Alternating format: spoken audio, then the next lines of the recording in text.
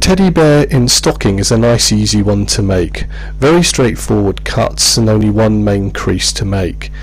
Again, keep your guideline in front of you so that you've got this to look at when you're cutting out on your master copy, and obviously the picture there will act as a guide to show you how to do the fold, but as I said, a nice simple one to do. So the next thing now is to get my piece of card and simply cut out, making sure obviously I don't take out the two bits there which hold it together. So I've now cut out the main lines which are in black. What remains is to put our score line in here, and although there's one mountain and two valley folds, I'm going to simply use the back of my craft knife to score across all of it.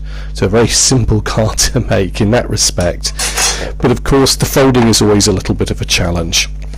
So as per usual, what I'm going to do is just pinch this in my fingers and just slowly tease it, can you see, to get that first crease. Doesn't matter about that on the inside, we'll just crease there to begin with, turn it over, and very often it's easier to work from the back, and you can see that line beginning to appear now.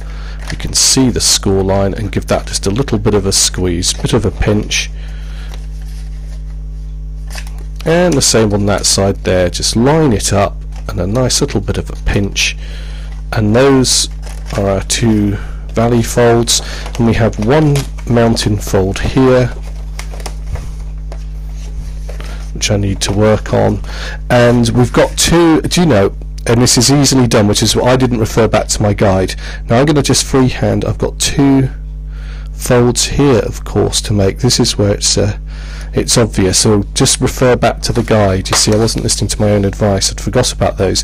I hadn't done the mistake of cutting, but I'd forgotten to score those. So again, two more valley folds there.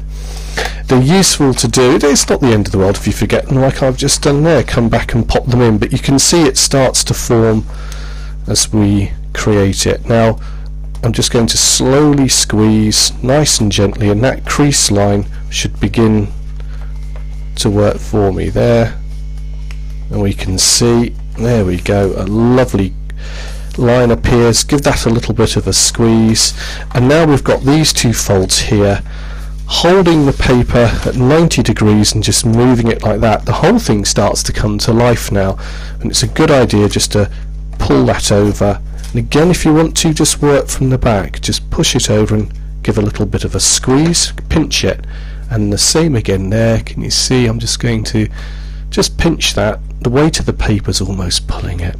There we go. Now the next thing to do is just untangle all of this, so we'll open it up, and it's not a bad idea just to quickly open up and just check that you have, in case you're putting a crease in a line which you hadn't, no, that's fine.